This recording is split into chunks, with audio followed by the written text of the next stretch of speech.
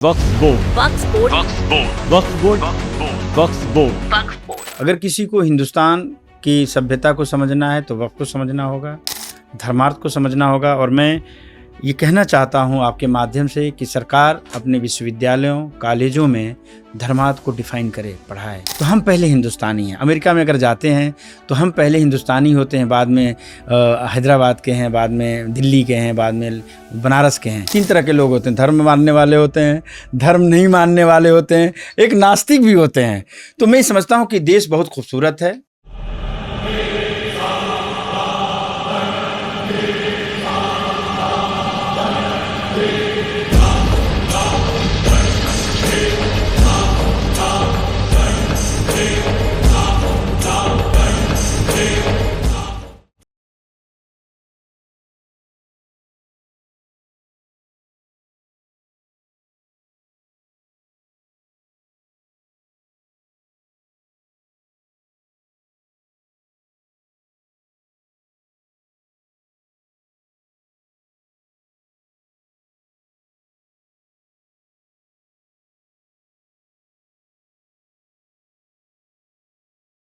मेरा आपसे पहला सवाल यही है, ये जो सरकार ने जो ये अमेंडमेंट एक्ट लाया है, इसमें सरकार की असली मंशा क्या है? अंदर की बात क्या है? सरकार की मंशा तो सरकार ही जाने, लेकिन जो अमेंडमेंट एक्ट है वो हम वक्फ विरोधी कह सकते हैं। मिसाल के तौर पे शुरुआत देखिए, प्रीएम्बल क्या इसकी है। इसमें 63 एडिशन है और 32 या 33 जो है डिलीशन है, और उसको मोटे तौर पे 44 अमेंडमेंट है। यानी एक बाल्टी में, बर्तन में इतने सुराख कर दिए गए कि अब वो बाल्टी का वजूद ही नहीं रहा। अगर आप अमेंडमेंट के इतिहास में जाएं तो अश्विनी उपाध्याय जी इसके जनक हैं, जो अमेंडमेंट एक्ट को या वो एक्ट को नहीं चाहते हैं, उनको वक्फ पसंद नहीं है। उनकी अपनी दलील है, उनकी बातों से हम डिसएग्री करते हैं। उनका ये मानना है कि ये अमेंडमेंट एक्ट नहीं रहा, क्योंकि किसी भी अमेंडमेंट, किसी एक्ट में 10-12 मैक्सिमम 21 संशोधन हो सकते हैं। अगर 44 हो गया तो फिर रहा कहाँ वो? तो सरकार जिन लोगों के कहने से, जिनके उससे बनाया है, तो होमवर्क नहीं है। मिसाल के तौर पे इलाहाबाद का प्रयागराज तो ठीक लगता है। वक्फ 1440 वर्ष पहले शाब्दिक वर्ड होता है ठहरना, यानी अल्लाह के नाम पे संपत्ति को अगर दान कर दी गई तो उसका नाम है लुगात, यानी डिक्शनरी अरबी में देखेंगे ठहर जाना, यानी अब उसमें कोई तब्दील और बदलाव नहीं हो सकता। अब सरकार कहती है कि आप इसको उम्मीद पढ़िए। हम इलाहाबाद को तो प्रयागराज पढ़ रहे हैं, लेकिन मुझसे आप कह रहे हैं कि आप इसको उम्मीद पढ़िए। उम्मीद को उन्होंने डिफाइन किया, यूनिफाइड वक्फ मैनेजमेंट, फिर इफिशिएंट, इफेक्टिव और ये तो जुमले जैसे डेवलपमेंट। तो इंटरेस्टिंग पार्ट है, जानिए, यहीं से शुरुआत होती है। और तमाम उसकी सेंसिटी, यानी हमारी प्राइवेट लैंड का, यानी आपके बाप दादाओं ने अगर धर्मार्थ के लिए दिया है तो सरकार कह रही है कि मैं तय करूंगा कि अब ये इससे अर्जित लैंड से अर्जित जो मालगुजारी है वो इसके लोटा में खर्च होगा कि इसके पूजा सामग्री में तय होगा। ये उसका अधिकार नहीं है। जो कॉन्स्टिट्यूशन के जो प्रीएम्बल हैं, जो माइनॉरिटी, रिलीजियस माइनॉरिटी के लिए जो अधिकार आर्टिकल 26 में दिया है, सबको अधिकार है। तो ये अपने आप में एक विरोधाभास है कि सरकार की मंशा ये रिफ्लेक्ट करती है कि जिसके या जिस तरह से बनाया है, इसमें अगर सरकार वाकई संजीदा है तो स्टेक होल्डर से सजेशन ले। स्टेक होल्डर वही जो वक्त से ताल्लुक़ रखता है, उसमें मुतवल्ली हो सकता है, जो उसका यूजर है, जो क्रिएटर है, या जो उसके फैसिलिटेटर है, या तमाम वो स्टेक होल्डर आए जो समझते हैं कि इसमें एट्रीब्यूट कर सकते हैं। मैं प्रधानमंत्री का तो भाई कायल हूँ, वो तमाम दुनिया की अच्छी चीज़ों को समझते हैं और ज्ञानी पुरुष हैं। तो ऐसे लोगों को जरूर जोड़ें कि वक्फ की कायाकल्प पलटे, लेकिन उसका अस्तित्व खतरे में न हो, कि आने वाली नस्लें ये समझें कि हम लोग कैसे थे। कि वक्फ को अब उम्मीद पढ़िए, इलाहाबाद को प्रयागराज पढ़िए, हैं, और आप जो ऐशबाग को कोई स्टेशन का नाम और पढ़िए, जायस को कुछ और पढ़िए, तो ये तो चलेगा। लेकिन वक्फ में ये समझिए, इसका सेंस समझिए कि वक्फ का इक्विवेलेंट उम्मीद नहीं हो सकता, ये नहीं हो सकता। इसी तरह 5 साल का मुसलमान प्रैक्टिस वाले को वक्फ क्रिएट करने का राइट होगा, वक्फ यूज़ करने का राइट होगा। मैं आपको एक एग्जांपल बताऊं कि फिल्म इंडस्ट्री में धर्मेंद्र एक बहुत बड़ी शख्सियत हैं। जब उन्होंने दोबारा शादी किया तो उन्होंने कागज़ पे उन्होंने इस्लाम धर्म कबूल किया। आप नाम भी जानते हो, किस नाम से जाने जाते हैं? तो वो प्रैक्टिस से इस्लाम में नहीं है, लेकिन वो एलिजिबल हैं। तो क्या इसे इस्लाम का दुरुपयोग कहा जाता है? इसी को कहा जाता है, ऐसे लोग जो दुरुपयोग करते हैं। तो ये तो हर जगह दुनिया में देखिए 3 तरह के लोग होते हैं, धर्म मानने वाले होते हैं, धर्म नहीं मानने वाले होते हैं, एक नास्तिक भी होते हैं। तो मैं समझता हूँ कि देश बहुत खूबसूरत है, मेरी आवाम दुनिया हिंदुस्तान की तमाम पर मजहब के आपने मानने वाले, एक सवाल और मिस हो गया। ये बहुत अच्छे कि हैं। हिंदुओं ने जो है, हिंदुओं से तो सरकार मतलब सीना पकड़ के ले लेती है कि भैया तुम्हारे मंदिर का पैसा तो हम लेंगे ही लेंगे, चाहे वो तमिलनाडु की सरकार हो, चाहे वो केरला की हो, चाहे वो दिल्ली की हो। तमिलनाडु में तो कम्युनिस्टों की सरकार है जो धर्म को ही नहीं मानते, वो भी ले लेते हैं पैसा मंदिर से। उनका धर्म में नहीं मानते पर तुम्हारा पैसा हम जरूर ले लेंगे। तो मुसलमानों नहीं, पे सरकार सिखों कहाँ पे धर्माचार्य तो नहीं लेती है सरकार। नहीं, जो जो मंदिर से जो मंदिर में जो चढ़ावा चढ़ता है, सरकार उसमें से एक हिस्सा लेती है ना अपने लिए। वो तो नहीं, जो ट्रस्ट बना है जिसकी कस्टोडियन, देखिए 2 तरह के हैं ना, एक जहाँ पे कहीं गवर्नमेंट जैसे डीएम कस्टोडियन है, तो जहाँ पे डीएम कस्टोडियन है उसके बाद मैनेजमेंट भी तो है। तो जो मैनेजमेंट होता है, जो उनके ट्रस्ट एक्ट से जो गवर्न होता है, चैरिटी एक्ट से होता है, उसमें पूरा प्रावधान है कि वो हिस्से का कितना इस्तेमाल होना है। इसमें जी, सरकार भी तो फैसिलिटी देती है, जैसे नगर निगम है, म्युनिसिपल कॉर्पोरेशन है, या जो सरकार पर की ये ओर से मस्जिदों पे क्यों नहीं लागू करते फिर? नहीं, मस्जिदों जो इसी दरगाह पे हैं, गड़बड़ तो नहीं यहीं पे शुरू होती है। दरगाहों पे देखिए, उत्तर प्रदेश में जितने धर्मार्थ के हैं, ये आजम खां की ने जब वक्त मंत्री थे, अल्पसंख्यक थे, तो धर्मार्थ यानी धर्मशाला, मजहबी जो चीज़ें थी हिंदू मुस्लिम, उन पे नगर निगम में एग्जम्प्टेड है। अच्छा, यस, ये जो है इन्होंने एग्जम्प्ट किया कि जो भी चैरिटेबल है, यानी यतीम खाना है, मुसाफिर खाना है, या धर्मशाला है, या यहाँ पे ऐसी जगह जहाँ पे सराय है, रैन बसेरा, वो एग्जम्प्टेड है। भारत के प्रधानमंत्री हमेशा अगस्त के महीने के पहले हफ्ते में उनकी आदत पड़ गई है धमाका करने की। और आपको याद हो, धमाके पे धमाके हो रहे हैं इस देश में। तो धमाके के तहत 4 अगस्त को एक वक्फ अमेंडमेंट बिल लाया गया है। उसके कुछ पॉइंट्स मैं पढ़ देता हूँ। आई एम श्योर आप बहुत डिटेल में जानते हैं, पर फिर मैं पढ़ता हूँ आपके लिए। ये न्यू इंडियन एक्सप्रेस की खबर है हमारे दर्शकों के लिए।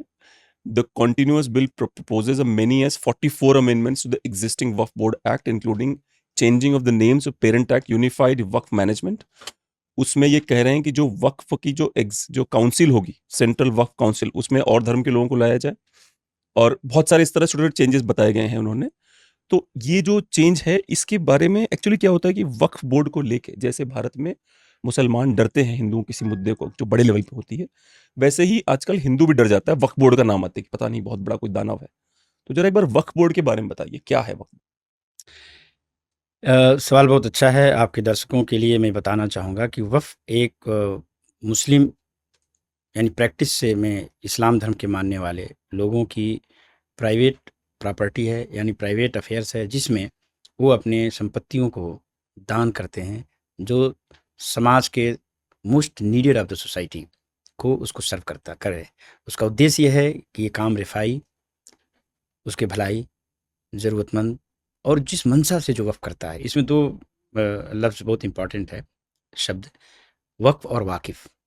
वक़्फ़ का ये उर्दू लुगात यानी डिक्शनरी में वक़्फ़ का मतलब ठहरना होता है, यानी कोई संपत्ति मुसलमान मुसलमान जो है प्रैक्टिस में इस्लाम को मानने वाला, वो अगर अपनी संपत्ति को दान करता है, मतलब वक़्फ़ करता है, तो वो संपत्ति खुदा के नाम से करता है, और उसकी शर्त ये है कि उसका वो मालिक हो, पूरा होश-हवास में हो, और एक बार में वो खुदा को दान करता है, खुदा के नाम से, और उसका मालिक खुदा यानी अल्लाह। अब उसमें 2 कैटेगरी होती है, कभी वर्बल भी होती है और रिटन भी होता है। तो रिटन जो होता है उसको वक़्फ़नामा कहते हैं। वर्बल है, जैसे आप बताऊँ कि ताजमहल है, तो एक स्टोन पे लिखा हुआ है कि फ़लाँ तारीख, फ़लाँ डेट में फ़लाँ राजा ने या मुग़ल एम्परर ने बनाया, उसको भी मान लिया गया। ये एक इसकी सेंसिटी जो है इस्लाम मज़हब के मानने वालों में, उसका एक सेंटिमेंट जुड़ा हुआ है। वक़्फ़ is not a piece of land, वक़्फ़ इज़ द रिलीजियस सेंटिमेंट, जिसमें उसकी इबादतगाह, उस इबादतगाह में मिसाल के तौर पे एक मस्जिद है, तो पहले के लोग क्या करते थे कि मस्जिद के साथ उसके साथ एक ज़मीन भी दान दे देते थे, जिससे कि उसकी मेंटेनेंस का भी काम चले। तो मस्जिद के साथ उसके सैकड़ों बीघे कुछ ज़मीन जो है उसके वक़्फ़ करता था, ताकि उससे उसके, लेकिन वाकिफ़ जो था वो प्रॉपर डॉक्यूमेंटेड और होश-हवास में ये बात कहता था। तो वक़्फ़ की वाकिफ मतलब जो दान कर रहा है। दान करने वाला, और वाकिफ़ जो होता है वो बताता है, इसको कहते हैं डेडिकेशन, कि किस चीज़ के लिए उसने किया। मिसल मान लीजिए किसी ने कहा कि मदरसा बनेगा, या स्कूल, कॉलेज, या सराय खाना, या कोई और चीज़ जिससे उसकी मंशा है, उसमें नोटेड होता है। तो ये पूरा 100% रिफाई काम। आपका सवाल है कि वक्फ बोर्ड एक जो है कस्टोडियन है, नॉट ए मालिक। मालिक कौन है? खुदा है। यानी वो आस्था से इसलिए जुड़ा है कि अपने रब के नाम पे, अपने खुदा बारी ताला के नाम से, ये वर्ड हम इसलिए इस्तेमाल कर रहे हैं कि हम चूंकि आप उत्तर प्रदेश में हैं जहाँ हम बैठे हैं, तो आप जब राजस्व रिकॉर्ड में जाते हैं तो रेवेन्यू रिकॉर्ड में आप पाएंगे 2-3 तरह के नाम आते हैं।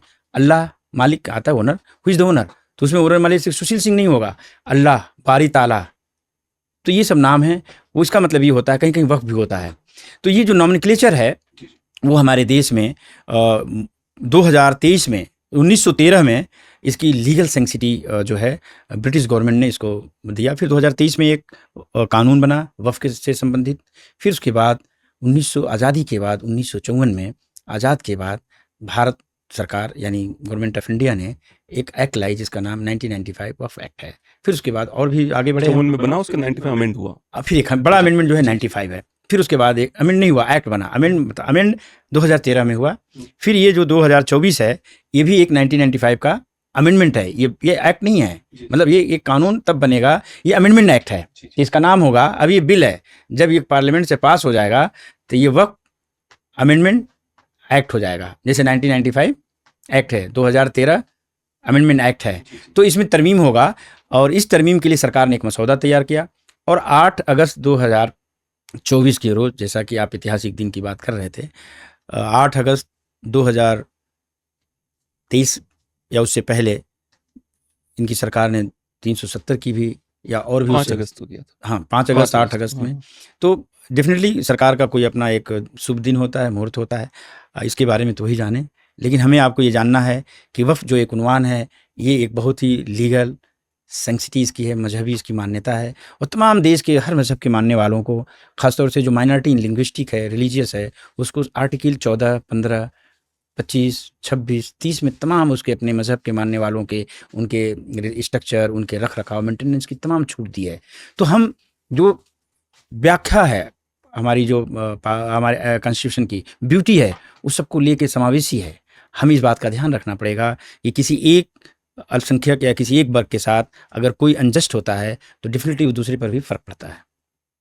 एक मेरा मेरा मैं देखिए, मैं बता रहा हूँ, मेरे दिमाग में मुझे सवाल आएंगे, मैं डायरेक्टली पूछता जाऊंगा, ठीक है।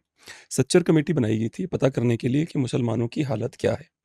तो सच्चर कमेटी ने बताया कि मुसलमानों की हालत दलितों से भी बदतर है, ठीक है। लेकिन उसी जगह पे अगर आप, तो इसका मतलब क्या है, मुसलमान जो है वो गरीब है, पिछड़ा हुआ है लगातार।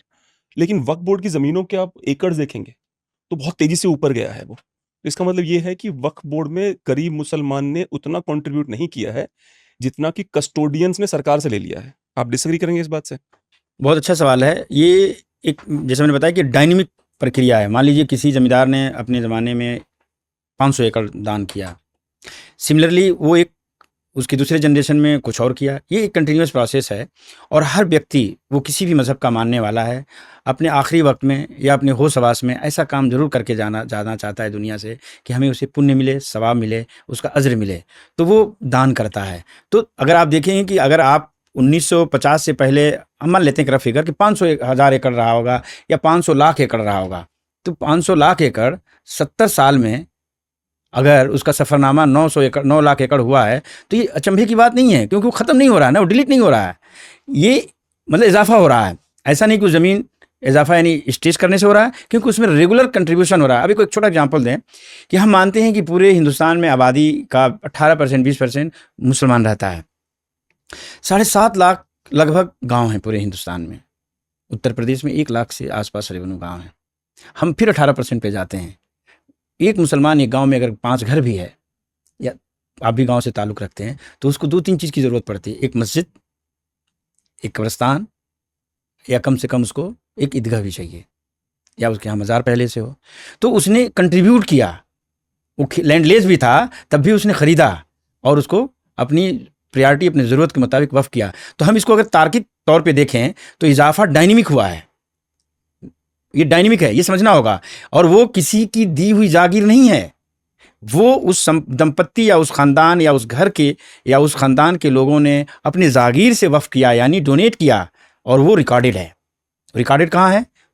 डीड के ज़रिए है, ट्रस्ट के ज़रिए है, सोसाइटी के ज़रिए है। लेकिन ये एक्सक्लूसिव कानून भारत सरकार ने वक्फ एक्ट इसलिए बनाया कि वो मजहबी आज़ादी को और उसकी इंटीग्रिटी को मेंटेन करने के लिए सिखों को, क्रिश्चियन को, बौद्धिस्ट को, और हम देखेंगे हिंदू एंडोमेंट एक्ट है 1952, 1900 डिफरेंट पेज में बना ये, तो सबको इस बात की लिबर्टी है। और उसमें वक्फ बोर्ड जब जब ये एक्ट आया 1995 तो कंसीव हुआ, और आज के डेट में उत्तर प्रदेश में पूरे हिंदुस्तान में 32 वक्फ बोर्ड हैं और एक सेंट्रल वक्फ काउंसिल है जो ऑटोनोमस बॉडी है, वो केंद्र से मॉनिटर करती है, रिपोर्टिंग टू द भारत सरकार अल्पसंख्यक डिपार्टमेंट।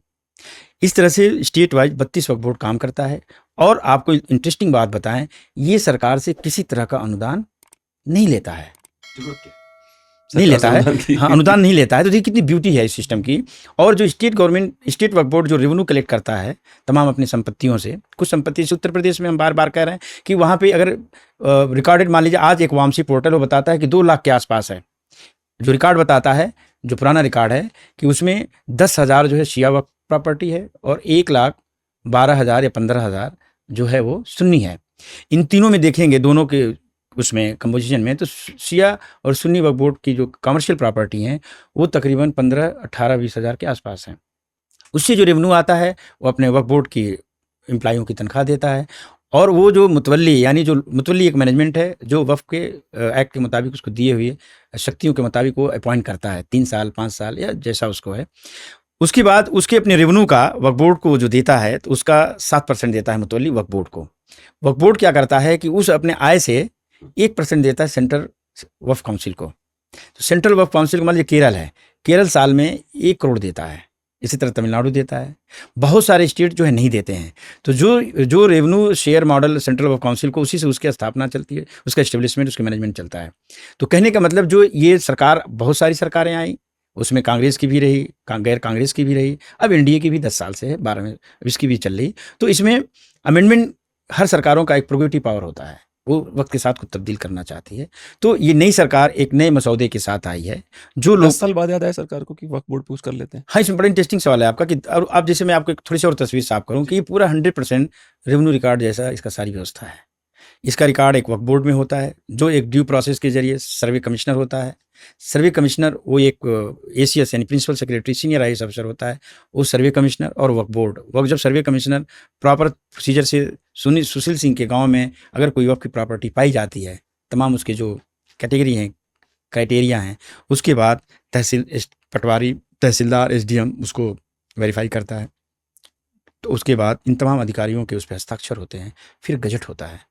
जब ये गजट होता है उसके बाद अगर कोई ऐसी आपत्ति आती है तो 1 साल के टाइम होता है। मान लीजिए आपकी ज़मीन वक्फ तो हो गई, अखबार में आ गया, गजट हो गया, आपको ये समझ में आता है कि हो सकता है ये प्रॉपर्टी वक्फ नहीं है, मेरी व्यक्तिगत है। तो आपके पास, अगर आप गैर मुस्लिम हैं यानी हिंदू हैं, तो आपको 1 साल से ज़्यादा का समय है। अगर मुसलमान हैं तो उसको 1 साल का वक्त है। ये प्रॉपर 1995 एक्ट में प्रोविज़न है।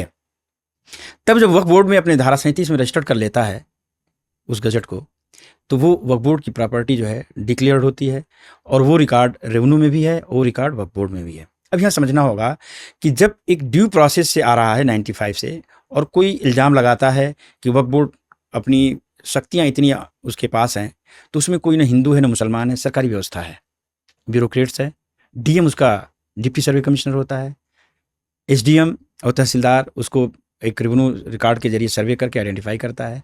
जब और तमाम सर्वे कमिश्नर के साथ साथ एक सर्वे कमिश्नर हर जिले में सर्वे इंस्पेक्टर होता है। तो जैसे भारत सरकार या भारत गणराज्य में हर 10 साल बाद सेंसस सर्वे होता है, आपने नाम सुना होगा, अब तो नहीं हो रहा है। 5 साल बाद राजस्व रिकॉर्ड का भी कंसोलिडेशन और उसकी जमाबंदी यानी उसका भी सर्वे होता है। नगर निगम या म्यूनिसिपल कॉरपोरेशन हर 5 साल में अपने दस्तावेज को दुरुस्त करता है, यानी वो अपनी टैक्स को एक असेसमेंट बनाता है। इसी तरह वक्फ सर्वे का भी हर 10 साल बाद होना था। आपको मैं हैरत अंगेज बात बताऊं कि 1995 के बाद पूरे देश में कुछ ही ऐसे राज्य हैं जिन्होंने सर्वे कराया है। उत्तर प्रदेश में 1985 में हुआ है। अब इतने अंतराल पे अगर कोई सर्वे ही नहीं करेगा और सरकार की मशीनरी, स्टेट मशीनरी काम करने में फेल हो गई, तो ये जिम्मेदारी सेंट्रल वक्फ काउंसिल की थी, ये जिम्मेदारी स्टेट गवर्नमेंट की थी, और ये सरकारों की जिम्मेदारी थी। इसमें वक्फ बोर्ड या वक्फ की प्रॉपर्टी या वक्फ के मैनेजमेंट में कोई कमी नहीं रही। तो ये भ्रष्टाचार और इग्नोरेंस के भेंट चढ़ गई। इसमें 2 तरह के लोग ने अपना फ़ायदा उठाया। जो पॉलिटिकल हैवीवेट थे, वो किसी भी मजहब के रहे हों, इन्होंने इसको अपनी वक्फ की प्रॉपर्टी को अपनी व्यक्तिगत संपत्ति बनाई। ड्यू प्रोसेस से एक बहुत ही मिनिमम फायदा सबने, हिंदू लीडरशिप, मुस्लिम सबने उठाया।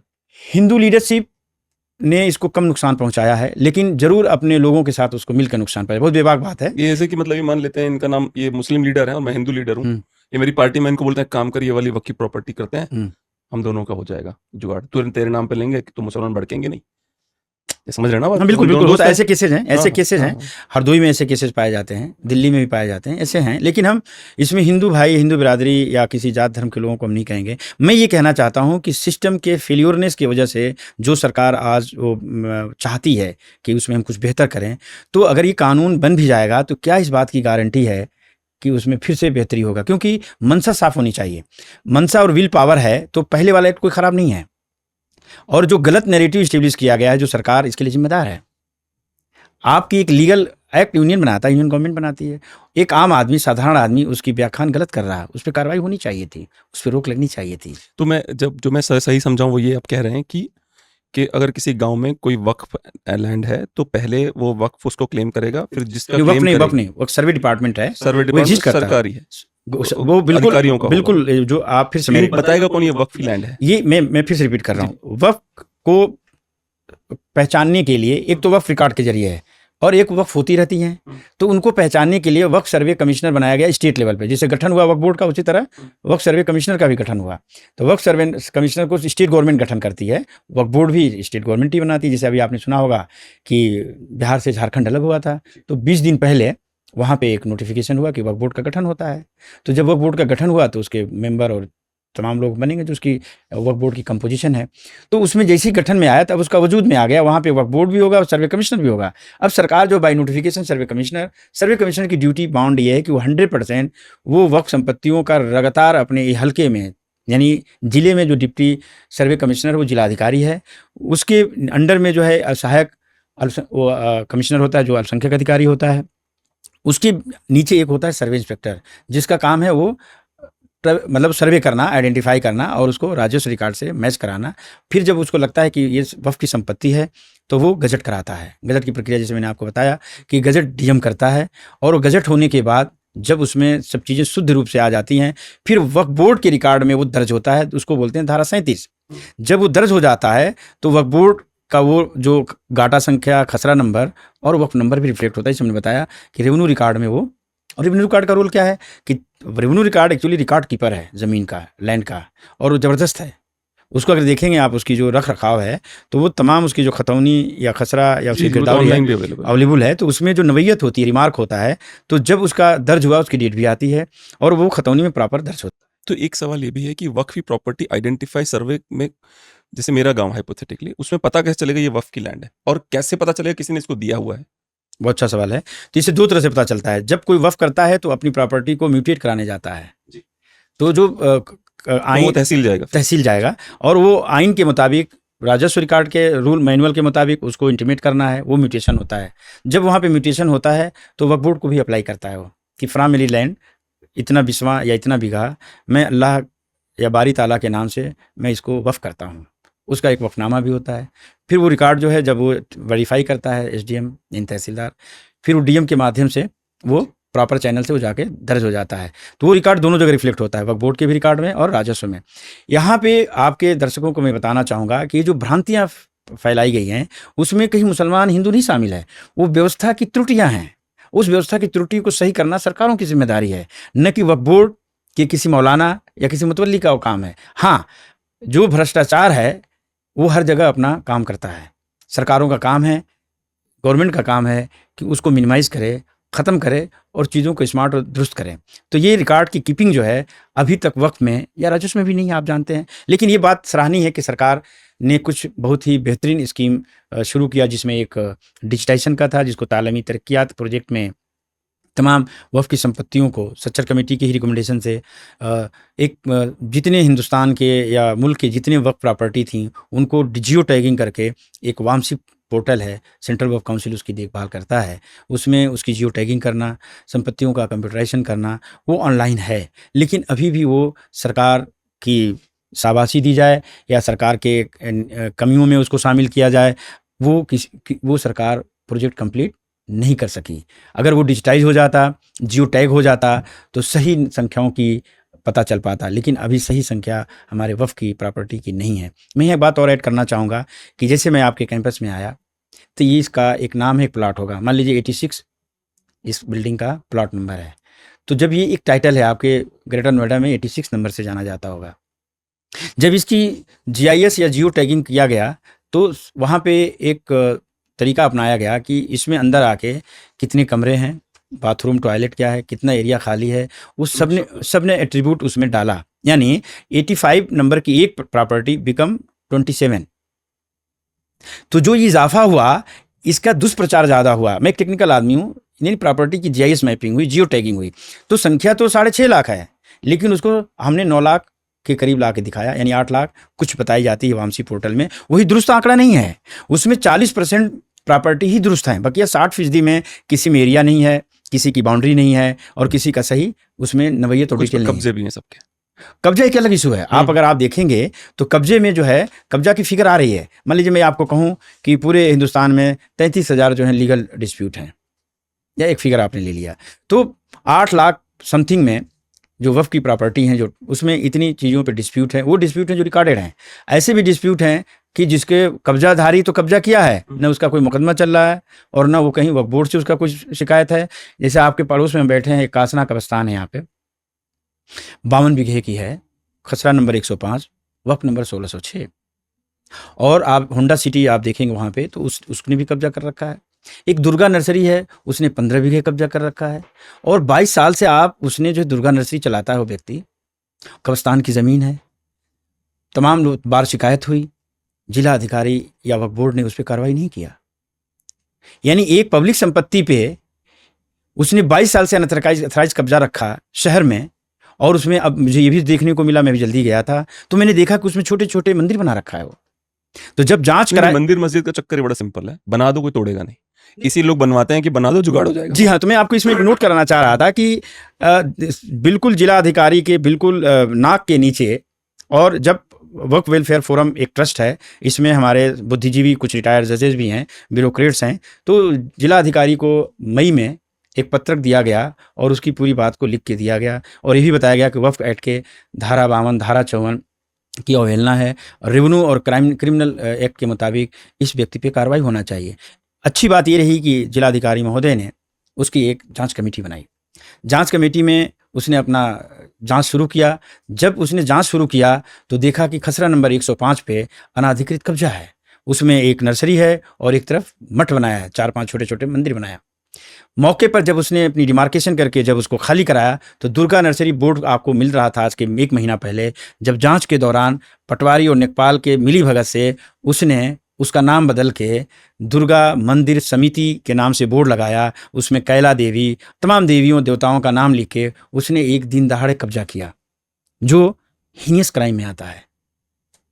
इसमें कोई हिंदू मुस्लिम की बात नहीं कर सकते, ये क्राइम है। कोई शमशान घाट या किसी मस्जिद मंदिर या चर्च की ज़मीन पे कोई व्यक्ति इतना पहलवान हो सकता है, लेकिन ये अव्यवस्था ये वफ़ के साथ क्यों होती है? ये चिंतन और बहुत ही फिक्र की बात है। और इलीगल जो कारगुजारी है पूरे हिंदुस्तान में फैला हुआ है। ऐसे इसमें हम हिंदू मुसलमान के तौर पे नहीं देखते हैं। मैं ये कहना सिर्फ चाहता हूँ इस प्रकरण में कि क्या ये प्रशासनिक कार्रवाई नहीं होना चाहिए? जो अभी मौजूदा कानून है उसमें जिलाधिकारी डिप्टी सर्वे कमिश्नर है। अब सरकार ये कह रही है नए बदलाव में कि जिलाधिकारी सब कुछ होगा, तो जिलाधिकारी की कारगुजारी हमें मालूम है। पर देखिए ना, आप एक उदाहरण, आपको मालूम है, आप एक उदाहरण दे रहे हैं और आप कह रहे हैं कि ये उदाहरण ऐसा है। मैं आपको ऐसे 15 उदाहरण दूंगा जहां पे ग्रीन लैंड पे, सरकार द्वारा घोषित ग्रीन लैंड पे आपको मंदिर भी मिल जाएगा, मस्जिद भी मिल जाएगा, गुरुद्वारा मिल जाएगा, चर्च भी मिल जाएगा। सरकार द्वारा घोषित ग्रीन लैंड, यही नहर जो जाती है गाजियाबाद वाली, इसी नहर के ऊपर, हाँ, इसी के ऊपर आपको लगातार मिलेंगे, लगातार बने हुए हैं। तो मैं ये कह रहा हूं कि ये जो मंदिर वाले, हाँ, बिल्कुल, ये मंदिर मस्जिद का चक्कर जो है ये इसलिए बनाया जाता है कि बना लो, ये सिंडिकेट है, टूटेगा नहीं। अच्छा, दूसरी प्रॉब्लम क्या है? हिंदुओं का मंदिर आप तोड़ दीजिए, हिंदू ने चलो डिसाइड करा कि हम सड़क पे कभी नहीं उतरेंगे, वो नहीं आते जल्दी।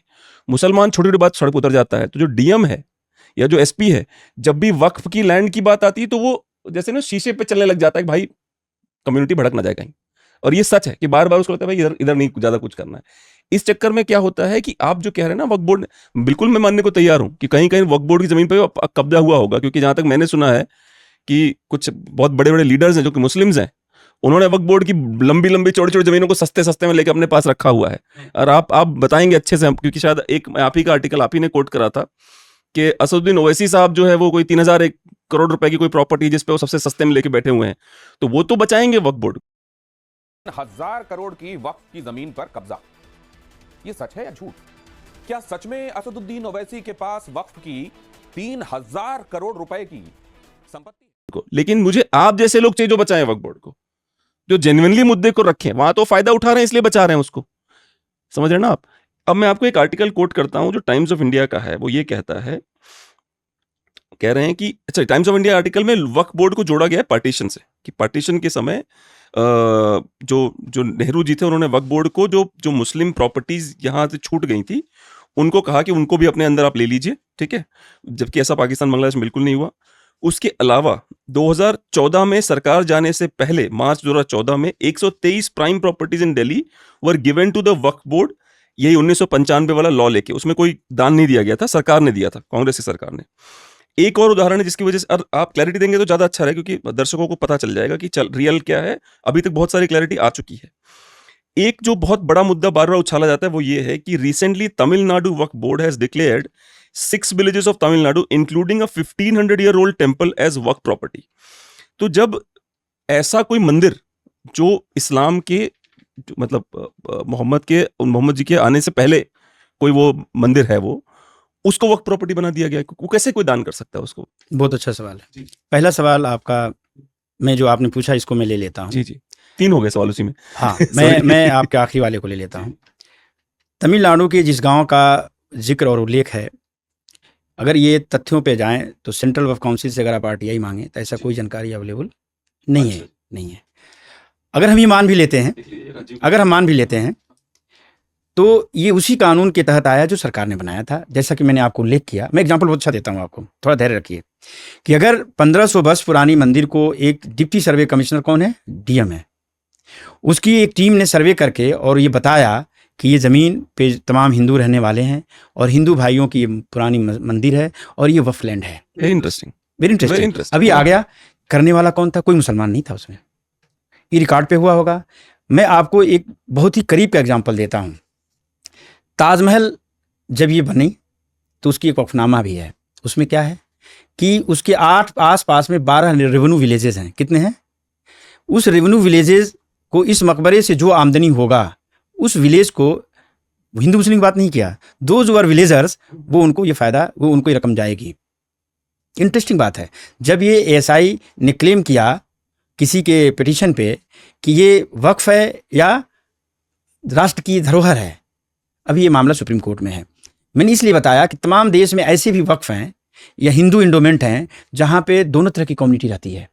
मैं आपको अभी, आप कहेंगे तो मैं आपको एक अभी रिकॉर्ड देता हूँ कि ब्रिटिश लाइब्रेरी में 1847 में, इनफैक्ट मैं डेट कंफर्म कर दूंगा, एक सर्वे कमिश्नर की रिपोर्ट है, उसमें ये बताया गया कि साउथ के 8 ऐसे विलेज हैं जो जिसमें वक्फ किया गया या धर्मार्थ किया गया।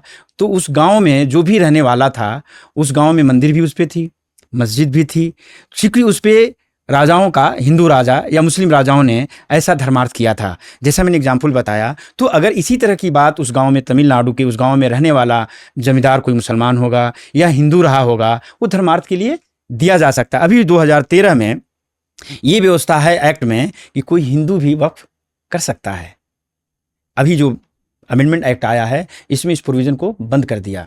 तो मैं इसके तर्क में एक और आपको तर्क देता हूं कि अभी आपने सुना होगा कि बिहार में एक गांव को बताया गया है कि वो वक्फ की ज़मीन घोषित हो गई। तो इसके पीछे भी यही लॉजिक है। जब सर्वे कमिश्नर ने सर्वे किया या राजस्व बोर्ड ने सर्वे किया, तो जब उसके दस्तावेज को देखा तो किसी आदमी ने दान किया होगा। लेकिन आज के डेट में 1947 के बाद या 1951 के बाद अब वहाँ पे मेरे हिंदू भाई रहते हैं, तो ज़मीन तो वक्फ ही हुई।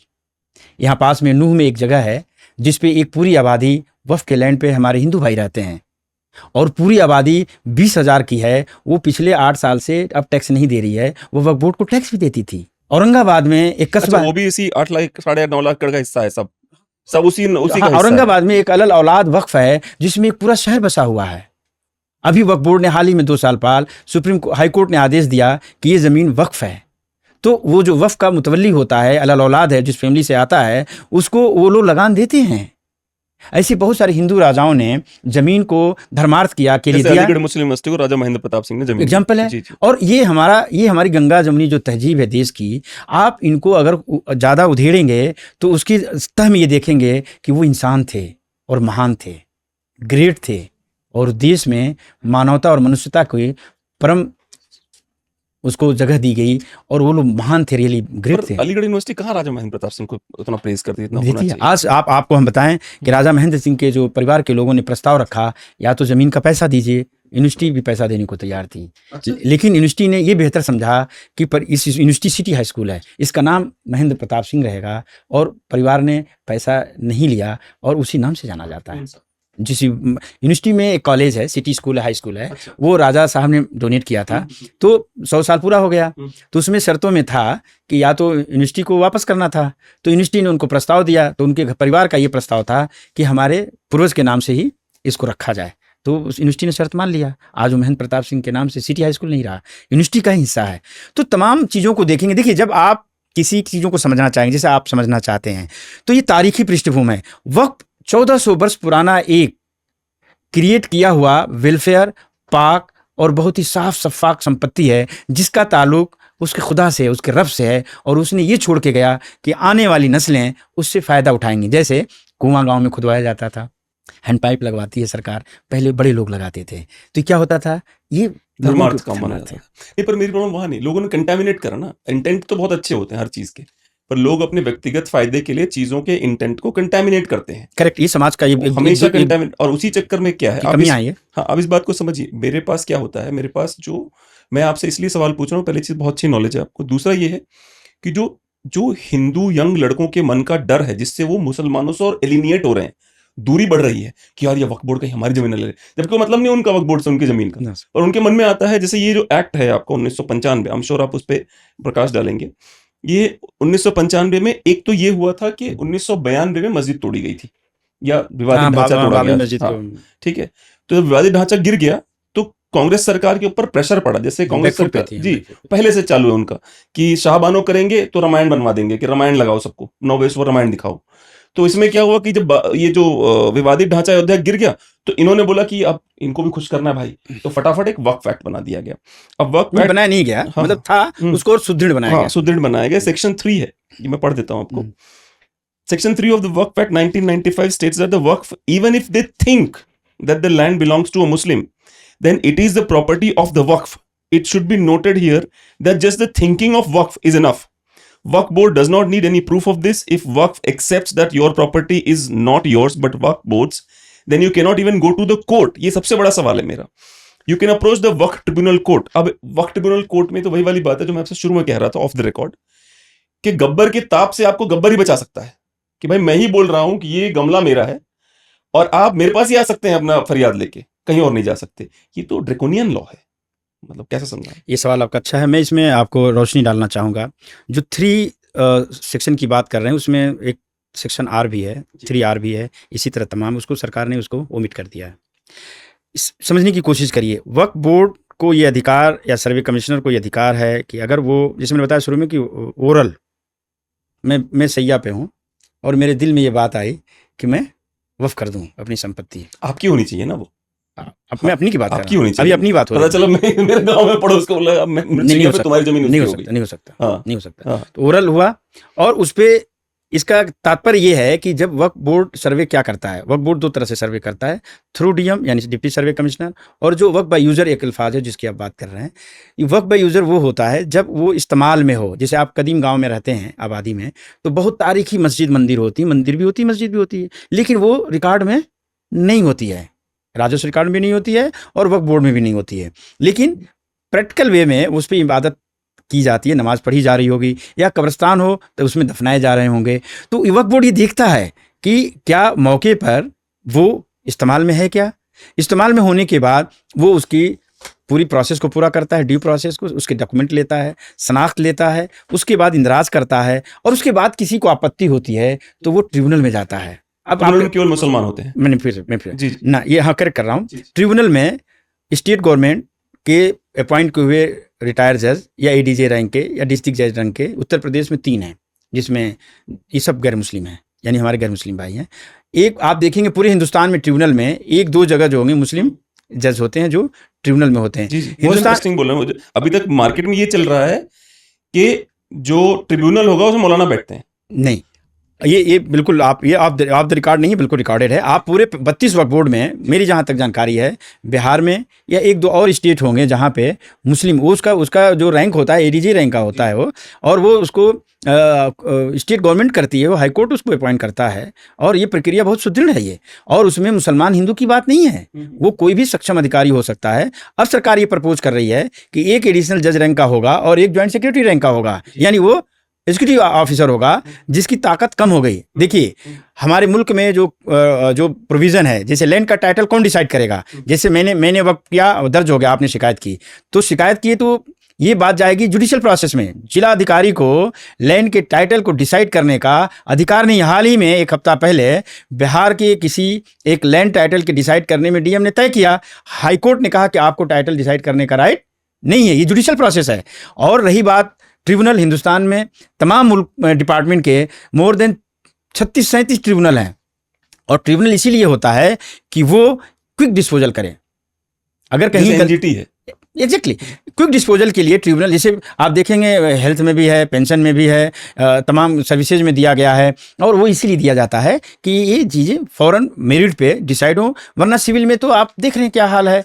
तो ये एक गलत नैरेटिव है 100%। उसमें कोई शर्त नहीं है कि हिंदू हो कि मुसलमान हो, वो देश का नागरिक होता है, वो ब्यूरोक्रेट्स होता है, वो जुडिशियल प्रोसेस से होता है। इस लैंड ऑफ लॉ पे जो भी चीज़ है कॉन्स्टिट्यूशन के बुनियाद पर है। और आपका एक और सवाल था कि इसमें जो गब्बर की तरह की तासीर है, ऐसा नहीं है। और मैं आपको यकीन दिला रहा हूँ कि कोई भी उत्तर प्रदेश में ये कोई हिंदू भाई बता दे कि हमारी ज़मीन वक्फ ले ली गई है, कर दी गई है।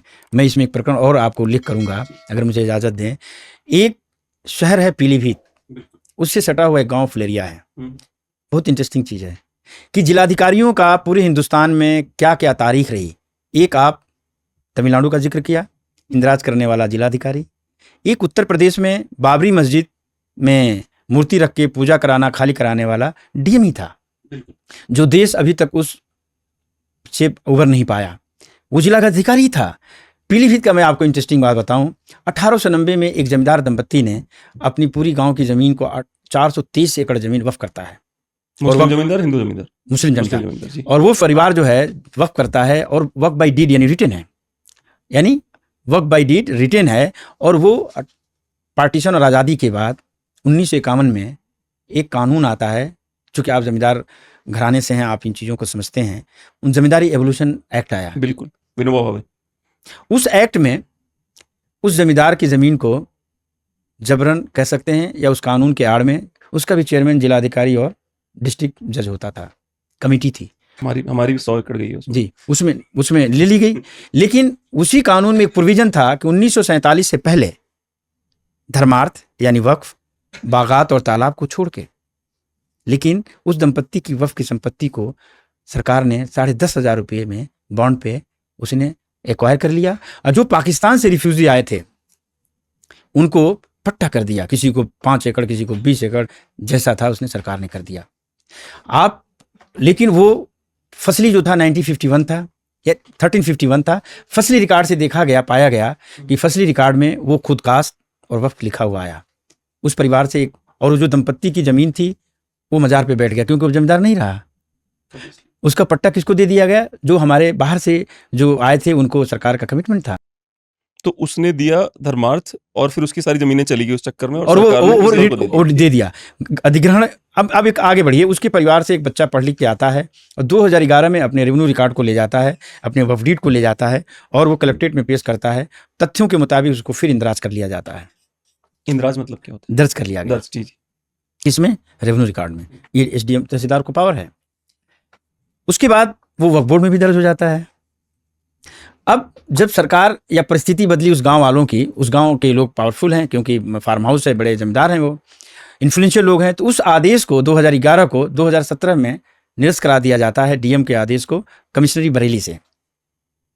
अब वो जिसका ज़मीन थी, वक्फ की ज़मीन थी, वो फिर रेवेन्यू बोर्ड में इलाहाबाद गया, वहाँ भी उसकी ज़मीन जो है, उसकी जो मैटर को निरस्त कर दिया गया और पट्टेदारों के हक में फैसला दिया गया। अक्टूबर 2023 में वो पिटिशनर जो है हाई कोर्ट इलाहाबाद के लखनऊ बेंच में खटखटाया। वहाँ पे जब उसकी सुनवाई शुरू होती है तो प्राइमा फेसी अदालत के माननीय न्यायाधीश ने ये समझा और पाया कि ये तो वक्फ है। दलील के बाद तमाम दलील, गांव सभा का वकील, सरकार का वकील, दलील के बाद वक्फ बोर्ड का भी वकील, क्योंकि वक्फ बोर्ड भी मुलजिम है उसमें, उसने डिलीट को उसको पावर नहीं है। आपको इंटरेस्टिंग बात बताएं कि वक्फ बोर्ड दर्ज तो कर सकता है लेकिन डिलीट नहीं कर सकता है। इसको राइट है किसको? रेवेन्यू बोर्ड को, सॉरी ट्रिब्यूनल को। और जो ट्रिब्यूनल में आप कह रहे हैं कि कोई भी हो सकता है, कोई भी हो सकता है। आज भी उत्तर प्रदेश में 3 लोग हैं, सब गैर मुस्लिम हैं। नाम किसी का बताइए। नहीं, नाम नहीं, आप पता कर सकते हैं, नाम तो याद नहीं है, पता कर सकते हैं, नाम सब वो हैं। आप पंजाब में जाइए, गूगल करो जरा भी। हाँ सभी ट्रिब्यूनल गैर मुस्लिम होते हैं। और ये बात ही नहीं, ब्यूरोक्रेट्स गैर मुस्लिम थोड़ी होता है। अच्छा, वो ब्यूरोक्रेट्स हैं, ट्रिब्यूनल में सब ब्यूरोक्रेट्स हैं। ब्यूरोक्रेट नहीं, जुडिशियल होते हैं, जुडिशियल सर्विसेज, रिटायर्ड हो जैसे एनडीटी का हाल है या उस इक्विवेलेंट हो। Yes you right. ठीक। तो ये जो चीज आपने पूछा तो आप उसी में देखिए, तो जज साहब ने कहा कि जब ये 1890 में वक्फ हो गया तो 1951 में ये कैसे हुआ? ये तमाम उसकी तारीख को देखा जाए तो सुप्रीम कोर्ट ने भी कई बार फैसले में कहा कि वंस ए वक्फ ऑलवेज वक्फ, क्योंकि उसका मालिक खुदा है। तो जब कोई व्यक्ति वक्फ कर चला गया तब वो उसकी न टाइटल बदल सकती है, न उसका आवंटन हो सकता है, न म्यूटेशन हो सकता है, न सेल और परचेज नहीं हो सकता। इन टाइटल उसकी चेंज रिमेन सेम है। मैं ये कहना चाहता हूँ इस उदाहरण के साथ आपको। अब उसमें इंटरेस्टिंग बात देखिए क्या हुआ। अदालत में जो हमारे वकील साथी थे या वकील जो हमारे देश में जो उनका रवैया है, उन्होंने कहा, कोर्ट को गुमराह किया कि साहब ऐसा है कि पीलीभीत नहीं बरेली में भी ऐसे मामले होंगे। जज साहब ने कहा ठीक है। जज साहब ने आदेश किया कि 4 हफ्ते में बंद लिफाफे में ये रिपोर्ट पेश की जाए और जो संबंधित अधिकारियों से गलती हुई है उनके जो है उनके खिलाफ कार्रवाई की जाए। 4 हफ्ते में रिपोर्ट आती है बंद लिफाफे में, लेकिन उसके साथ ऑर्डर क्या होता है कि तमाम 75 जिलों में ये देखा जाए कि कितनी वक्फ संपत्तियां जो है सरकारी लैंड पे दर्ज हैं। सवाल क्या था? सवाल ये था, टाइटल ये था, सूट ये थी कि कितनी ऐसी संपत्तियां हैं जो सरकार ने वक्फ को के संपत्तियों को अधिग्रहण करके और पट्टा कर दिया है, वाइस वर्सा।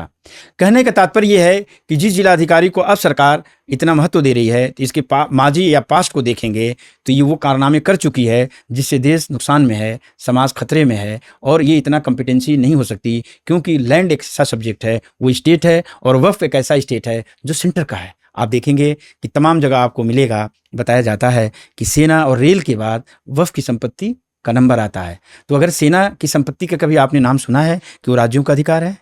जिलाधिकारी राज्यों का होता है, लैंड मैटर जो है राज्य का है। तो जो सेंट्रल गवर्नमेंट की जो वक्फ सेना और उसके लेवल की संस्था भी तो नहीं है ना। सेना और रेलवे तो नहीं, मैं लैंड टाइटल की बात कर रहा हूँ। इससे सेंसिटिव भंग होती है। कहने का मतलब यह है कि अगर आप किसी लैंड को स्टेट गवर्नमेंट के डीएम को देते हैं तो डीएम के कारगुजारी पे आपको मैंने 3 एग्जांपल दिया।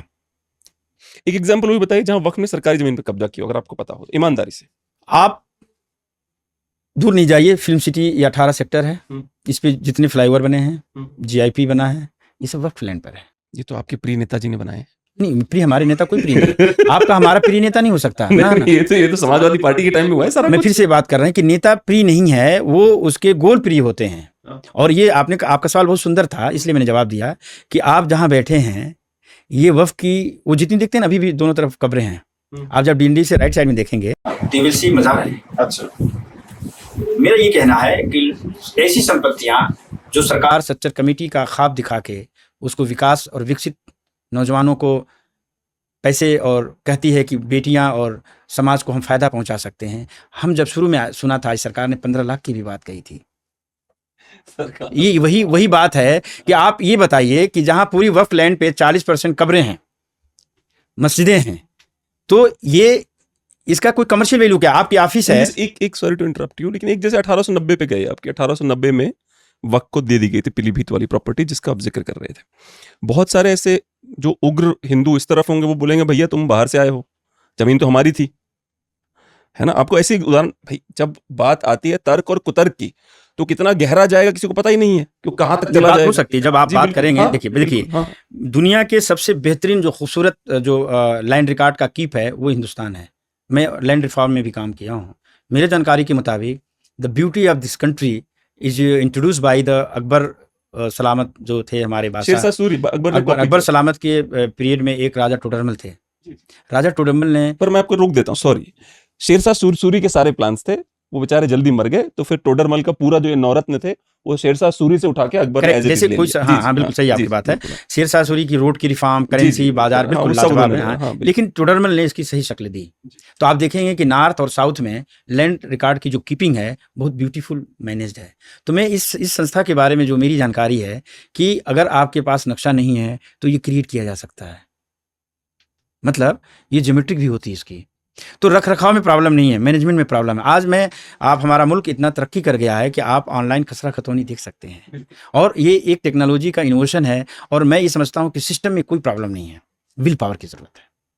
तो मैं आपके सवाल का उत्तर ये देना चाह रहा था कि भ्रामक और को तथ्यों को सामने रख के हकीकत को पर्दा दे दिया गया। मिसाल के तौर पे सच्चर कमेटी ने कभी कहा 2 डिकेड पहले कि मुसलमानों की स्थिति जो है दलित से भी खराब है, उसके उनके तमाम इंडिकेटर दिए। सच्चर कमेटी के किसी भी फार्मूले पे अगर कांग्रेस और बीजेपी ने काम किया हो? नहीं काम किया। उनकी ज़मीन पे आ जाइए, वक्फ प्रॉपर्टी आप आंकड़े देखिए वामसी में जाके 40% पे कब्रिस्तान है। तो कब्रिस्तान पे तो कोई उसका विकास नहीं हो सकता, वहाँ पे कमर्शियल नहीं हो एक सकता, और भी सवाल है ना सर कि ठीक है उसकी कमर्शियल वैल्यू नहीं हो सकती। जी जी बिल्कुल, नो डाउट। आपने कैसे किसी कब्रिस्तान की आप वैल्यू बता रहे हैं कि ये इतने अरब की है, 9 लाख एकड़ में फैला हुआ, 9 लाख एकड़ में फैला हुआ है। ये भ्रांतियां हैं। 323 लाख एकड़ पे आपका पूरे देश का भूभाग है, जिसमें अगर आप देखेंगे तो ये 1% से भी कम है। तो जहाँ 20% हमारी आबादी है मुसलमान की, उसमें अगर हम 20% में 7 लाख जो अगर रेवेन्यू विलेज हैं उसमें 20% निकाल लीजिए तो 1 लाख 1.5 लाख के आसपास आपकी गांव मिले। तो 1.5 लाख में अगर 2 कब्रिस्तान, 1 मस्जिद, अगर आप एक थंब रूल अपनाएं तो उसकी संख्या देखें तो रेशनल है। नहीं, रैशनल ठीक है, बट मेरी प्रॉब्लम वहां पे शुरू हो जाती है ना। रैशनल तो अच्छी बात है, होनी चाहिए भाई। अच्छा, एक और चीज आपने कही इंटरेस्टिंग कि सिखों का भी है सब कुछ। वक्फ है, 1942 में इनका क्रिएट हुआ वक्फ। पर सिख नहीं मानते, उनको मैंने नहीं देखा इस तरह से इतने उग्र होते हुए इस सिख मुद्दे का को लेकर। उग्र 2022 में हुए थे, 2023 में हुए थे, और ये उग्र वो तो होके उनका कुछ और ब्रिटिश कारण है। नहीं, ये हाँ। मैं आपका सवाल अच्छा अगर चाहें हाँ। तो मैं इस पर जवाब दे जी जी सकता हूँ। बिल्कुल। 1922 21-22 में इन्होंने एक आंदोलन छेड़ा अंग्रेज गवर्नमेंट के खिलाफ, और उसमें उनका यही डिमांड थी कि हमारी वक्फ संपत्तियों को ऑटोनॉमी बनाई जाए, यानी सरकार का कोई हस्तक्षेप नहीं। तो इनका अगर चुनाव भी होता है तो सरकार के इनकी सिख जो शिरोमणि वो इनकी एसपीजी है, एसजीपी जो है इनकी अपेक्स पार्टी है, और वो 5 साल में चुनाव कराती है। और ये चुनाव जो होता है जिले लेवल पे भी होता है, स्टेट लेवल भी होता है और केंद्र लेवल पे होता है। तो इनकी वक्फ संपत्तियों का रखरखाव खुद ये करती है, इनकी चुनी हुई बॉडी करती है। इसमें सरकार का 0 लेवल पे इंटरफेरेंस है। उसमें कई लोग शहीद भी हुए थे। आप कहा जा सकता है कि गांधी जी का जो इसमें स्टेटमेंट था कि आज़ादी की पहली चीज जो थी वक्फ संपत्ति पे अंग्रेजों का एक तरह से आधिकारिक तौर पे ऐलान करना, आज़ादी की पहली जीत थी, जो 1942 में उसको प्रॉपर एक शक्ल दी गई और आज उस पर वो कायम है। तो उनके यहाँ इतनी लूट खसोट नहीं है, उनके यहाँ किसी तरह का, और आप जितनी रिफाई काम उनके आप देखते हैं, लंगर, तमाम डायलिसिस आप दिल्ली में सुना होगा, इतने अच्छे हॉस्पिटल हैं। खालिस्तान की मांग भी हो जाती है कई बार। अब वो एक अलग आपने बात छेड़ी। हाँ, मैं उधर नहीं जा आप इधर रहा, आए तो उनके पास इतना संपत्ति है, उसे अर्जित किया इन्होंने कि अपने किसी को आप भीख मांगते नहीं देखते हैं। उनके हॉस्पिटल 0 लेवल पे इलाज करते हैं। उनका यहाँ राउंड ओ क्लॉक जो है, हमारे आपके मजहब में उतने उनके आपके लंगर नहीं चलते हैं। तो मानवता की पूजा या सेवा इसलिए कर पाते हैं कि उनकी वेल मैनेज्ड है, उसमें सरकार का इंटरफेस नहीं। वक्त आप देखें क्रिश्चियन भी वेल मैनेज्ड है। कहाँ उनका क्या है? क्रिश्चियन की जितनी ट्रस्ट है, मिशनरी हैं, वो नहीं, सब इंडिविजुअल देखिए आप वक्फ के खिलाफ वक्फ के खिलाफ जो जनता जनमानस में सोच है वो सिर्फ इसलिए है, 2 कारण है। एक तो नंबर पता नहीं कौन बताया है कि इतने सारी जमीनें इनके पास, मैंने आपको बता दिया जो जी हाँ, एक तो वो बताया गया है, उसकी वजह से जनता को लगता है ओ माय गॉड। दूसरा ये है कि वक्फ एक 1 यूनिट है, लेकिन ये जब आप कृष्णरी जैसे मठ है, हिंदू मठ आपस में खुश नहीं है एक दूसरे से, उनका चलता रहता है, वो ट्रस्ट से मेंटेन होते हैं। बट ट्रस्ट वो इंडिविजुअल ट्रस्ट है। ऐसे मुस्लिम ट्रस्ट भी बहुत सारे देश में है, बट कोई सिंगल बॉडी नहीं है। हिंदुओं को सिंगल बॉडी नहीं है जो बोले कि ये हिंदू एक्ट के तहत ये हिंदू बोर्ड है जिसमें हमारी इतनी सारी जमीन, जैसे शमशान की जमीन अलग होगी, इसकी जमीन अलग होगी। मैं इसको करेक्ट करूं, हिंदी एंडोमेंट एक्ट है, वो एंडोमेंट एक्ट जो है 1958, ये तमाम उनके ट्रस्ट और सोसाइटी एक्ट से कवर होता है। तो जितने शंकराचार्य हैं, या हमारा आप देखेंगे बनारस है, या प्रयागराज है, या और भी तिरुपति बालाजी है, या साउथ के कई स्टेट हैं, उनकी बहुत बेहतरीन डिफाइंड है। उनके स्टेट के अपने एक्ट हैं, उस स्टेट से उनको पूरी सॉवरेंटी है। डीएम या कमिश्नर उसके में होता है, उसमें कोई मुसलमान नहीं होता है। उसमें लिखा हुआ है प्रॉपर कि हमारे किसी भी मैनेजमेंट कमेटी में, जैसे बनारस में आप देख लीजिए, काशी नहीं, बनारस नहीं, आप केरला चलिए, वहाँ बहुत सारे लोग हैं, अलग धर्मों के लोग हैं। लिखा है। तो उनका केरला के जो मंदिर है वहाँ पे तो मुसलमान है, मेंबर्स हैं मुसलमान वहाँ पे। केरला में जो मंदिर हैं या तमिलनाडु में जो मंदिर है वहाँ पे क्रिश्चियन भी है मेंबर्स, वहाँ पे मुसलमान मेंबर्स है। ऑब्वियसली उनकी सरकार की अलग सोच है, इसलिए वो करते रहते हैं ये काम।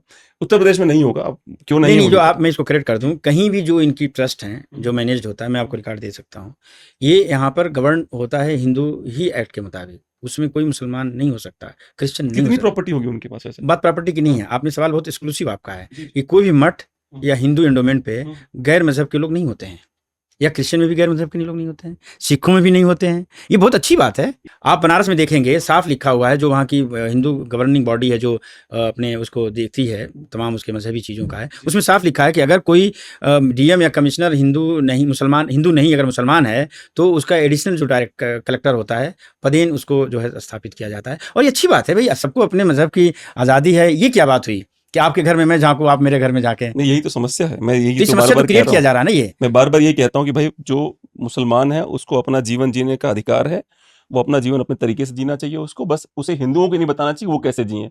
ना हिंदुओं का अधिकार है कि मुसलमानों को बताए तुम कैसे जिए। तुम अपना जियो, हम अपना जिए, हमसे चल क्या रहा, अभी मतलब, आज़ादी के क्या 70 मतलब? साल हो गए, जी, प्रॉब्लम अभी क्यों आया? दुनिया में इतनी बड़ी आबादी, 100 करोड़ हिंदू आबादी, हमारी बड़ी आबादी, बड़े भाई हैं, और ये हमारे हमवतन सबसे बड़ी आबादी में है। ये अफसोस नहीं होता है कि लोग कहते हैं हिंदू खतरे में है? ये नैरेटिव क्या है? ये नैरेटिव समझना होगा। अगर आप कटेंगे, मैं कन्हैया लाल गर्दन काट ली जाएगी उसके दुकान में, जबकि उसके पहले उसको मुसलमान पक्ष का एक सीनियर मौलाना आता है, हिंदू पक्ष का एक बहुत बड़ा महंत आता है, पुलिस वाला बैठता है, सब मिलके तय करते हैं कि भाई कन्हैया लाल के बच्चे की गलती है, अब इसको ये मामला खत्म करो, इसका कोई मतलब नहीं बनता। उसके बाद उसकी गर्दन काट ली जाएगी, तो डर तो लगेगा ही। नहीं, देखिए डर, ये क्राइम है, जी। मुल्क में कानून है, जी। मॉब लिंचिंग है, मुल्क में कानून है। जी। इसको धर्म के चश्मे से न देखिए। धर्म की वजह से ही कटी ना गर्दन बेचारी। नहीं, लेकिन वो और उसमें एक आपको पर्टिकुलर, कितने लोग मिलेंगे जो तारीफ कर रहे हैं? नहीं सही नहीं हुआ। गलत, जो गलत है, गुस्ताखी नबी की एक सजा वतन से जुदा। कभी नबी इस ख्याल के नहीं थे, जी। नहीं थे। जी। तो किसी का नाम लेके गलत को सही नहीं किया जा सकता। देखिए इस्लाम बहुत अच्छा मजहब है, किसी मजहब के बारे में हमारा कोई कमेंट नहीं है, ना आपका होना चाहिए। उसके फॉलोअर गलत होते हैं, प्रैक्टिस करने वाले गलत होते हैं। मैं आपकी बात एक ऐड करना चाह रहा था यहाँ पे, जो आपने बात हिंदू मुसलमान की बात कही है। तो अगर हिंदू है कौन, देखिए आपको समझना होगा हिंदू कौन है। इस देश में अगर देखा जाए तो आज के डेट में सनातन धर्म या हिंदू के मानने वाले अल्पसंख्यक हैं।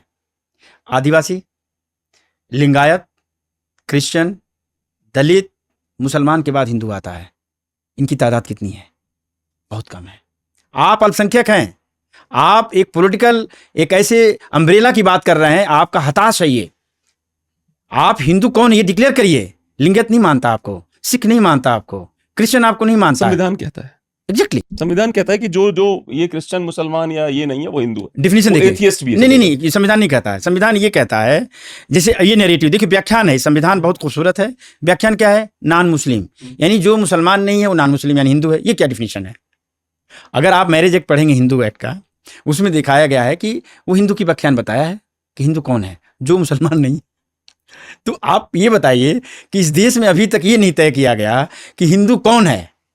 हिंदू अगर डिसाइड हो जाए तो 99% आपकी समस्या खत्म हो जाएगी। बताइए किसी ऐसी, बताइए महामंडलेश्वर में जो दलित उसमें है, आप बताइए केरल में एक मंदिर में। नहीं, पर इस तरह से तो मुसलमानों में भी अपर कास्ट ही सब कब्जा करके बैठा नहीं, हुआ हम है। इसका एक्सप्लेन कर रहे हैं। जी जी। अपर कास्ट, लोअर कास्ट की ये जो है हमारी 10% अशराफिया ने 90% चीजों पे कब्जा रखा हुआ है अभी भी।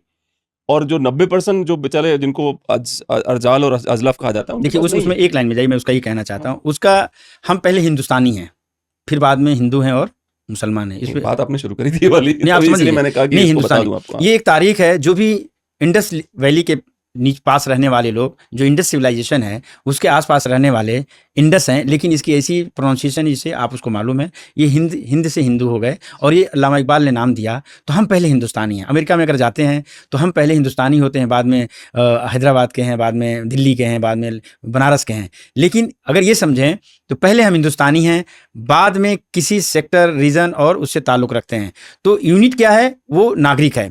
और नागरिक की क्या आज़ादी है? वो संविधान ने दिया है। तो जब संविधान ने दे दिया कि who are you and what is the duty and responsibility, अगर किसी के घर में नहीं झांकना है, संविधान ने बताया। किसी को आप अपशब्द नहीं कर सकते, संविधान ने बताया। चोरी 100 रुपये की है या 1 करोड़ की है, उसने कानून ने तय किया। अगर अमेंडमेंट एक्ट आया है, मैं पॉइंट पे आता हूँ, और उसमें कोई डिस्क्रिपेंसी है, सरकार को पूरा हक है, सरकार उसको लाए, चर्चा करे, एक्सपर्ट स्टेक होल्डर से बात करे और उसके कमियों को दुरुस्त करे। और जब वक्फ एक ऐसी संपदा है जिसमें इसका जीडीपी का रोल हो सकता है, मिसाल के तौर पे हम मेडिकल कॉलेज बनाते हैं, स्किल सेंटर बनाते हैं, या दिल्ली में आप देखेंगे सीजो कॉम्प्लेक्स है, तमाम गवर्नमेंट की चमचमाती हुई बिल्डिंगें हैं, वो आज भी 123 वक्फ बोर्ड की आपने बात शुरू में कही, वो 123 वक्फ संपत्तियाँ ITO दिल्ली की विकास मीनार जो कभी गगनचुम्बी हुआ करती थी, वो 5000 स्क्वायर मीटर वक्फ की लैंड पर है, आज भी उसके पास NOC नहीं है। दिल्ली विकास प्राधिकरण की जो ऑफिस है वो वक्फ की लैंड पर है, DCP की अच्छा ऑफिस। मुझे चलिए इसी में आपको एक और बात बताता हूँ। ये जो कुतुब मीनार है, ये जैन मंदिर की जगह बना हुआ है, क्योंकि जैन मंदिर थे उनको तोड़ कुतुब मीनार बना दी गई। ये तो कोर्ट ने इस पर वर्डिक्ट दे दिया है, भैया वो फाइनल हो गया। क्या वो- फाइनल हुआ बताइए। मतलब वो एक कुतुब मीनार है और उसकी एक नेशनल सेंसिटी है, उसमें ने जैन और हिंदू की बात नहीं किया, उसने किनारे कर ये दिया। तो समस्या है, जहाँ हिंदुओं का मुद्दा आता है वहाँ कोर्ट कुछ और कहने लग जाता है, मेरा इसमें जहाँ एक ही- मुसलमान का मुद्दा आता है वहाँ कोर्ट कहता है तुम टेंशन मतलब हम देखिए, तुम्हारे साथ खड़े अगर हैं। हमारी सारी तरक्की हो गई हो जी। तो इसकी बात हो जाए। अरे भाई मुद्दा शुरू कौन करता है वो तो देखिए। हाँ, वक्फ जो भी है। बोर्ड, वक्फ बोर्ड के अंदर अगर मैं एक बात समझिए आप, पहली चीज मैं एक बोल दूं अपने दर्शकों के लिए कि सर सही कह रहे थे ये बात कि डिस्ट्रिक्ट सेशन कोर्ट या सिविल जज जो है वो इसके ट्रिब्यूनल के पार्ट होते हैं। जी हाँ, the tribunal has power to decide disputes regarding waqf properties. For example if a question arises as to whether the property is waqf property or whether the property is waqf Shia or Sunni, the tribunal can ask to decide the question. Tribunal's decision is final.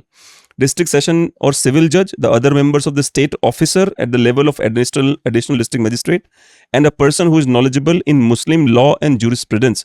ये जो last वाली line है कि knowledgeable in Muslim, DM को कैसे पता चलेगा उसको मुस्लिम लॉज क्या होते डीएम उसकी मदद लेता है। हैं? एक और बात बताइए मुझे आपने अच्छा हुआ आपने सिखों का एक बता दिया, SGPC है उनका जो कि वक्फ की तरह है, पर इसमें मैं क्लैरिटी जरूर पढ़ूंगा कि आखिर ये सिमिलरिटी कितनी है दोनों के बीच में, क्योंकि मुझे ऐसा नहीं ये लगता भी सिखों एंडोमेंट के है, पास- ये एंडोमेंट है। हाँ, मुझे लगता है सिखों के पास ये अधिकार है, उनके पास ट्रिब्यूनल है कि वो वही निर्णय नहीं नहीं लेंगे। वो पूरा उन्हीं को सब है। जी जी। वो जो चुना हुआ बोर्ड है हाँ, उनका, वो कंप्लीट पावर है उसके पास। सर सरकार कोई दखल नहीं। वो क्लेम कर जस्ट सोच सकता है कि ये जमीन मेरी है, ये सोच सकते नहीं। देखिए फिर ओरल नहीं, लेकर सकता मैंने है आपको ये बताया, देखिए उत्पत्ति कहाँ है। हम्म। वक्फ ये मुल्क कानून से चलता है, तो अगर ये पीस ऑफ लैंड अगर पेपर पे है यही वक्फ हो सकता है। मैं आपका कैसे कर सकता हूँ? ये मिथ है। आप ये बताइए, आपकी प्रॉपर्टी गांव में नहीं है और बेच देंगे हमें, लेकिन बिकता है। मैं बताऊं, लो लाइन एरिया जो होता है सरकार के एक नक्शे में डिटेल में सब होता है, और वो भ्रष्टाचार के वो सिस्टम का हिस्सा है। आप कोई भी लो लाइन एरिया लिखवा दीजिए, बेच दीजिए, उसमें SDM तहसीलदार सब शामिल होते हैं। तो ये वक्फी क्यों? देखिए, जहां जमीन है वहां पे विवाद तो है। अब देखिए क्यों विवाद का जड़ है। जैसे आप बताएं, देश का नहीं दुनिया का सबसे अमीर आदमी, आप मेरा इशारा समझ रहे हैं, मुकेश अंबानी, वो वक्फ बोर्ड में यतीम खाना है।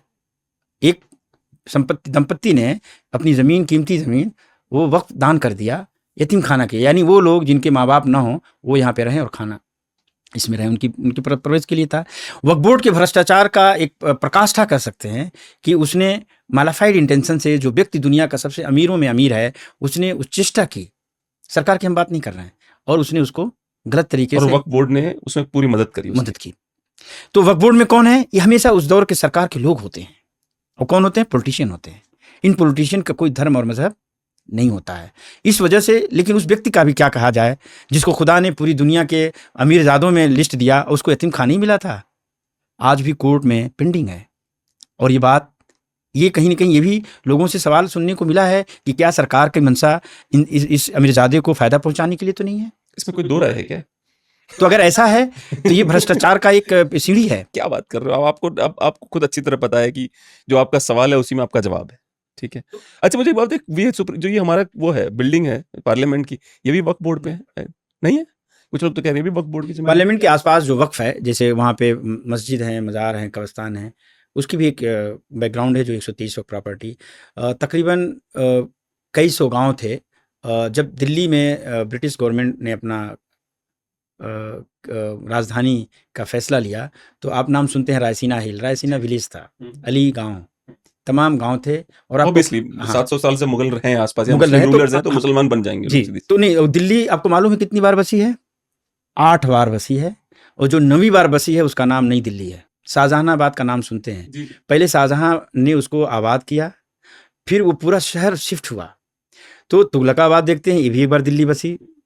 आप उसके अगर पूरे पृष्ठभूमि में जाएंगे तो दिल्ली 8 बार मुगलों ने बसाया, और अंग्रेज़ों ने जब उसको राजधानी में तब्दील किया तो उसको नई दिल्ली कहा गया, जो आज की टेक्नोलॉजी में नई दिल्ली कहा जाता है। और रायसीना हिल या जितना लुटियन जोन है, ये तमाम वो गांव थे जो मुसलमानों के थे, और उसमें मेवाती रहते थे। उसमें अंग्रेज़ों की ये देखिए मेवात जिला है, जी। अंग्रेजों ने उन तमाम गांव वालों को रिहेबिलिट किया, और लेकिन उनकी इबादतगाहों, मज़ारों, कब्रिस्तानों और मसाजिदों को एज इट इज़ रखा और उनको रिहेबिलिट कर दिया।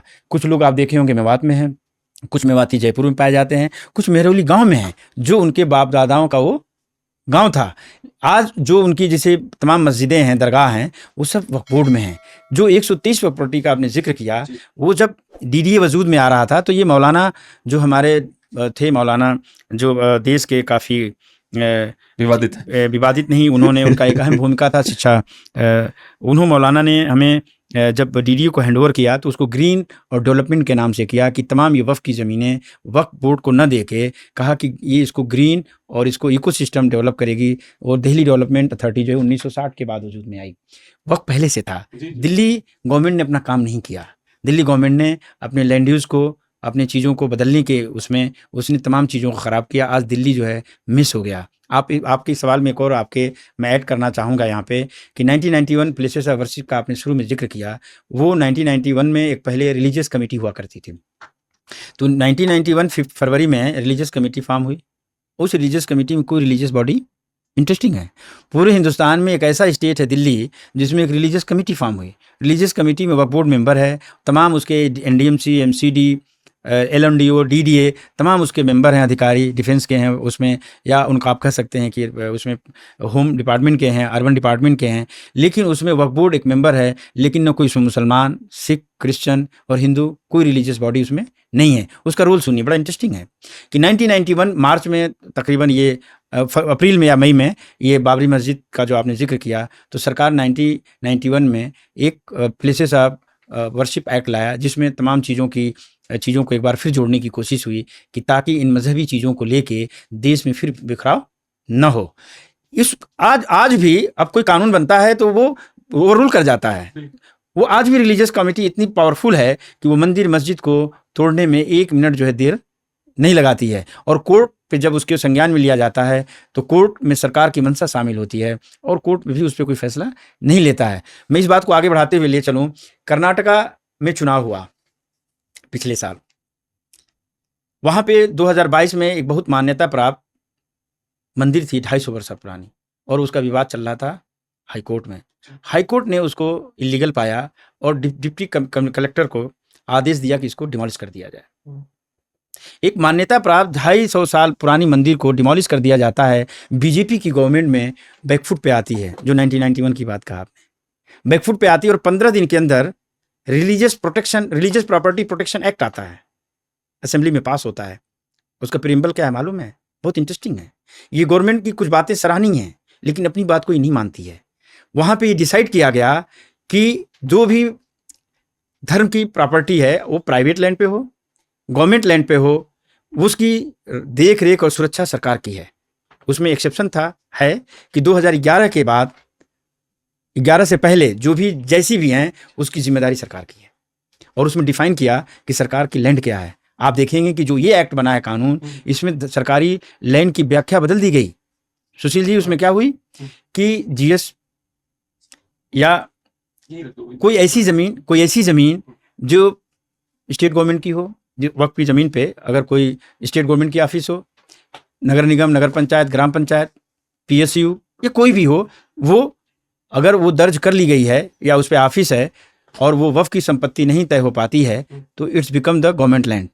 मेरा ये सलाह, ये तो डीएम को ही पावर दिया गया है 3R को हटाने के बाद और उसमें धारा 40 को हटाने के बाद ये अख्तियार डीएम को दिया गया। ये जो मौजूदा करंट आपका अमेंडमेंट एक्ट है कि डीएम एक कमेटी गठित करेगा, उसमें सर्वे कमिश्नर अब नहीं रहेगा, वक्फ बोर्ड को कोई अख्तियार नहीं रहेगा, और डीएम कमेटी गठित करके ये तय करेगा और ये जानना चाहेगा कि जो 300, 700, 800 वर्ष पुरानी अगर मंदिर है, मस्जिद है या कब्रिस्तान इबादतगाह है, तो वो वेरीफाई करेगा और सुशील सिंह से या जावेद अहमद से मांगेगा कि ब्रिंग योर डॉक्यूमेंट। डॉक्यूमेंट में क्या होगा? वक्फ डीड होना चाहिए, रेवेन्यू रिकॉर्ड में होना चाहिए। और अगर ये नहीं है तो डीएम को ये अधिकार होगा कि वो अगर ये पाता है कि वक्फ लैंड नहीं है तो वो स्वतः रेवेन्यू रिकॉर्ड में सरकारी लैंड दर्ज कर ली जाएगी। तो मतलब ये नैरेटिव चलाया गया है, ये भी नैरेटिव का मजा है सबको। जो नैरेटिव नहीं है कि अरे वक्फ बोर्ड के पास इतना है, जो ऊपर वाले लोग जो मलाई ले खा रहे हैं वो चाहते हैं नैरेटिव कंटिन्यू रहे, वो नहीं चाहते कोई क्लैरिटी दे इसमें। मैं ये समझता हूँ कि ये विषय बहुत सब्जेक्टिव है। जैसा कि लैंड रिकॉर्ड की, अगर किसी को हिंदुस्तान की सभ्यता को समझना है तो वक्त को समझना होगा, धर्मार्थ को समझना होगा। और मैं ये कहना चाहता हूँ आपके माध्यम से कि सरकार अपने विश्वविद्यालयों, कॉलेजों में धर्मार्थ को डिफाइन करे, पढ़ाए, बताए। हिंदुत्व को बाद में पढ़ा ले, इस्लाम को बाद में पढ़ा ले, वो बताए कि जो मुल्क धर्म प्रधान देश माना जाता है, और उत्तर प्रदेश धर्म प्रधान प्रदेश है, इसी तरह तमाम मजहबों के मानने वाले, मैं तो मानता हूँ कि धर्म प्रधान देश है और होना भी चाहिए, नाज होना चाहिए। तो धर्मों की व्याख्यान, हिंदू कौन है, मुसलमान कौन है, सबकी बाउंड्री तय होनी चाहिए। और मैं समझता हूँ कि इसका सर्वे हो, जैसे इसका इम्पैक्ट देखिए, जैसे 8 तारीख को बिल इंट्रोड्यूस होती है, बिहार गवर्नमेंट ने एक ऑर्डर पास किया कि जितने मठ हैं, मंदिर हैं, उनकी भी एंट्री हो, तो ये बात दूर तक लग जाएगी। तो क्या सरकार का मंशा वक्फ को बेहतर करना है? क्या सरकार का मंशा वक्फ से लोगों की सेहत बनानी है? क्या सरकार महिलाओं को, लड़कियों को वक्फ में हिस्सा देके उनका उत्थान करना चाहती है? तो उसको एक काम करना होगा कि अपने 10 साल के पीरियड को रिव्यू करे और उसमें देखे कि वक्फ बोर्ड स्टेट गवर्नमेंट का सब्जेक्ट था, वहाँ पे कितने कब्जादारियों पे कार्रवाई हुई, अगर नहीं हुई तो आप कर ले। अच्छा, एक और बात बताइए, जैसे एक तो चलिए सरकार पे तो चलिए एक बहुत अच्छा कमेंट के मोहम्मद साहब ने किया था रिसेंटली। उन्होंने कहा था कि सरकार पहले एएसआई को पैसा देती थी कि आप नई जगह पे नई साइट खोदिए। नई सरकार बाथरूम पे पैसा देती है कि मंदिर में, बड़ी मंदिरों में अंदर जो फेमस मंदिर है उसमें बाथरूम बहुत अच्छे होने चाहिए। तो ये अंतर के मोहम्मद ने बहुत क्लियरली बताया सरकार का। दूसरा जो है, आपके ऊपर व्यक्तिगत आरोप लगते हैं कि आप बीजेपी, उत्तर प्रदेश बीजेपी के हैं।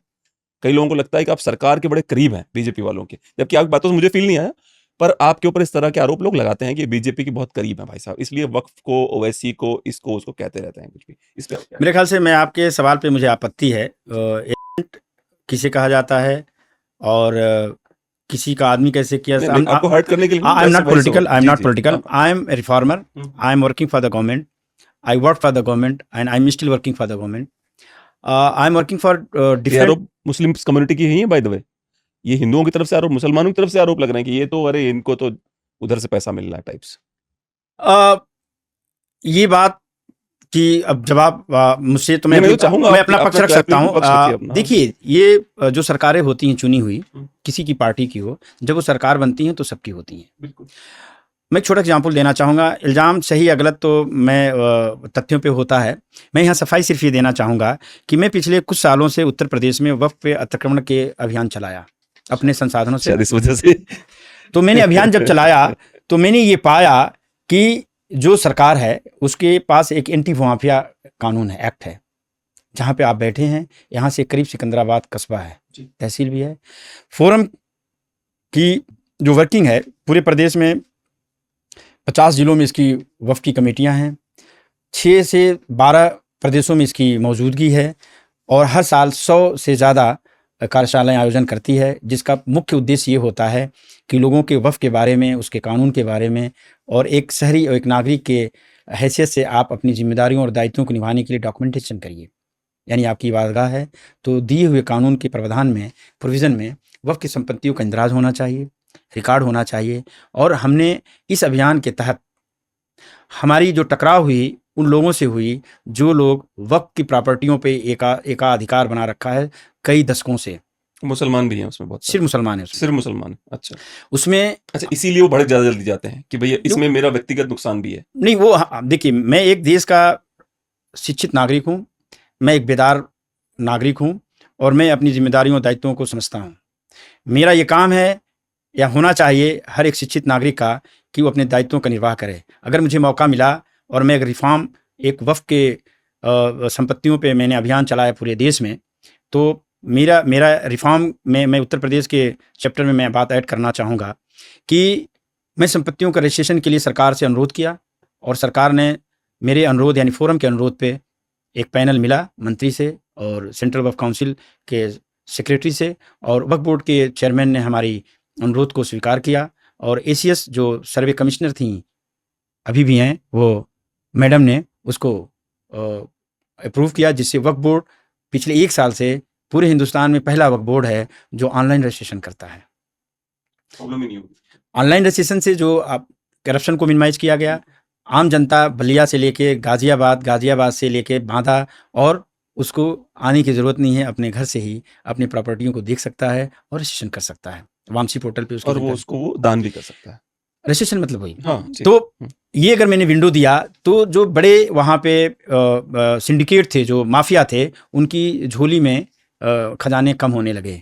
और जो लोग बड़े सिंडिकेट के मालिक थे, जिन लोगों ने वक्फ पे एक अधिकार बना के और उससे बड़ी धन अर्जित करते हैं, और उसका वाकिफ की मंशा वक्फ करने वाले की ये रही होगी कि इससे जो भी अर्जित होगा उससे ज़रूरतमंद को देना था। जो सरकार की भी दायित्व था कि उनको उनसे पॉलिटिकल वोट या पॉलिटिकल फ़ायदे के लिए कभी उनको छेड़ा नहीं। मैं यहाँ पे ऐड करना चाहूँगा कि वेस्टर्न यूपी में और बरेली तक मिला के तकरीबन 400 बीघे से ज़्यादा वक्फ संपत्तियों को फोरम ने अपने अभियान से बचाया। इसमें सरकार का रोल है। सरकार ने जो भी वक्फ बोर्ड ने आदेश दिया उसको त्वरित कार्रवाई करके उसके अतिक्रमण को रोका। बुलडोजर बाबा। यस। मैं यहीं डासना में एक कब्रिस्तान है जो 27 साल से 36 बीघा पे 250 झुग्गियां थी। तमाम सरकारें आई गईं, किसी ने उसको खाली नहीं कराया, लेकिन फोरम के अर्जी से डीएम ने कार्रवाई करते हुए और तमाम झुग्गियों को वहां से हटाया और अतिक्रमण मुक्त कराया। इसी तरह मोदी नगर में 3 एकड़ जमीन फरवरी में अभी सरकार ने खाली कराया और उन पे पेनल्टी भी लगाया। तो सरकार के जो काम दिख रहे हैं या जो कर रहे हैं, हमें इससे क्या मतलब कि किस पार्टी से है और किस दल से है। अगर कोई सरकार अच्छे काम कर रही है तो क्या मेरी ड्यूटी नहीं है कि उस काम को हम आगे बढ़ाएं? हाँ, मैं फिर से कह रहा हूं कि मैं किसी पॉलिटिकल दल, किसी पार्टी और किसी व्यक्तिगत मेरा किसी से जो वक्फ का दुश्मन है वो जावेद अहमद की आवाज़ उसके खिलाफ होगी। ये मैं आपके दर्शकों को बता रहा हूँ आपके माध्यम से। मेरा किसी से कोई व्यक्तिगत, किसी पार्टी, किसी दल से कोई मेरा कोई इस तरह का कमिटमेंट नहीं है। लेकिन मैं एक बात यहाँ ऐड करूँगा, तमाम पार्टियों के लोग हमसे मोहब्बत करते हैं, मेरे काम से मोहब्बत करते हैं और हर वर्ग के लोग हमें सहयोग करते हैं। मेरी ट्रस्ट जो है वॉलंटियर है, क्या नाम है? वक्फ वेलफेयर फोरम ट्रस्ट है, जिसका एम्स एंड ऑब्जेक्टिव है तमाम वक्फ की संपत्तियों को उसकी हिफाजत करना, अतिक्रमण मुक्त कराना, डॉक्यूमेंटेशन कराना और उसके फलाह और बेहतरी में उसका कैसे इस्तेमाल हो उसके लिए जागरूकता अभियान करना। वक्फ संपत्तियों में केवल मुसलमानों के फायदे के लिए चीजें होती हैं, हिंदुओं के फायदे या क्रिश्चियंस के फायदे के लिए भी होती बहुत अच्छा सवाल। जैसे मान लीजिए कि एक वक्फ की संपत्ति पे उत्तर प्रदेश में जवाहर भवन, इंदिरा भवन, सहकारिता भवन, दारुल सफ़ा, हैदराबाद में एयरपोर्ट, दिल्ली में सीजो कॉम्प्लेक्स, ITO की बिल्डिंग, ये वक्फ संपत्तियों पे हैं, जनहित में है। चलिए, बहुत अच्छा लगा हमारे शो में आए। It was genuinely a nice talking to you and उम्मीद है दोबारा हम Sure.